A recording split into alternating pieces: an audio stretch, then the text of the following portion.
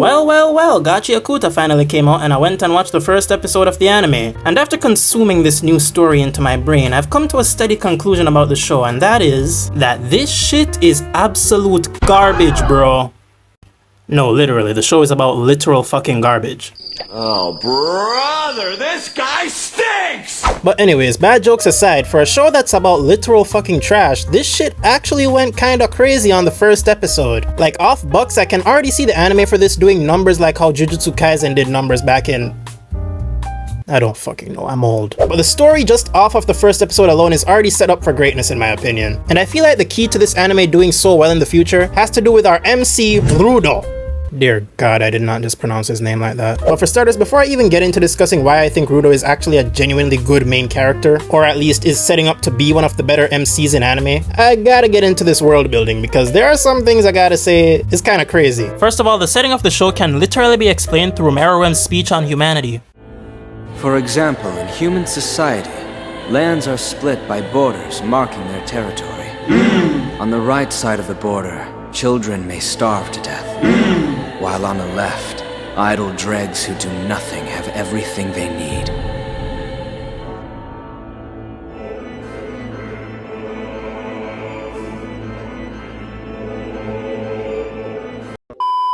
And that is quite literally how this society is set up. They literally have a giant wall separating the rich from the poor. Except some of the people from the slums can actually pass over into the white town by just walking through a fucking gate, which I honestly did not expect to be the case. I mean, what was the point of even building this big-ass Titan wall for the sake of keeping them away when they literally can just come over anytime they want? And then y'all are over here complaining about why they don't just stick to their side. I mean, y'all are the ones that let them! I don't know, bro. I guess the rich people just didn't understand how to properly execute classism in this show. But anyways, back to my boy Rudo. I gotta be honest, when it comes to what I think about Rudo as an MC, I think bro's pretty interesting. Like, if I'm being honest, I expected bro to be your average emo stereotype from the jump, and just was not expecting bro to display so many genuine emotions in the first episode, which is not something you always see done so well in the first episode of most anime. And like, I know there are probably some people that weren't having it with bro being flustered over a girl for half the episode, but if I'm being honest, it was low-key kinda refreshing to see a character like this display some level of humanity despite their insanely rough upbringing. And as a main character, bro kinda just checks a lot of the boxes that tend to get me interested in an MC. Cool character design? Check.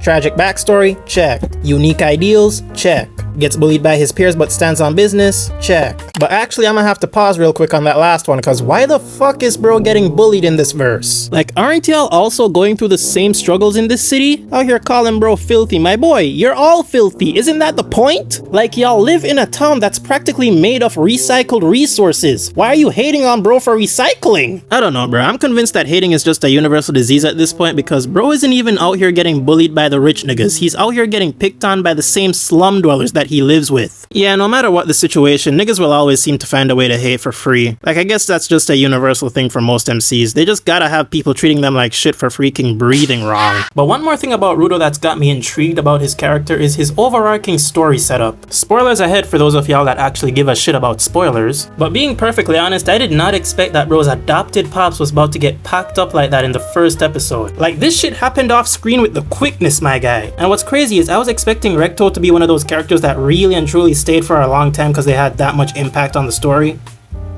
But I guess not. And when I say impact on the story, I mean that with lack of a better term, because end of the day, this man's death set up Rudo's entire character motivation for the rest of the story. And on top of that, I don't know how many people picked up on the fact that this dude snatched up Recto's little journal book before leaving. Now, I don't know what exactly Recto was writing down in that book, but this just brought up more questions for me on what's exactly to come from this series, because whoever this Organization 13 looking person is, they're definitely gonna have some major role to play, especially with Rudo in the future. Also, remember that thing I said about assuming this kid was gonna be a full-blown emo? Yeah, I'm starting to think that's not gonna be a far-fetched assumption anymore. Cause imagine getting framed for offing your adopted pops, getting sent down into an inescapable trash pit, and losing your girl all in the span of 5 minutes.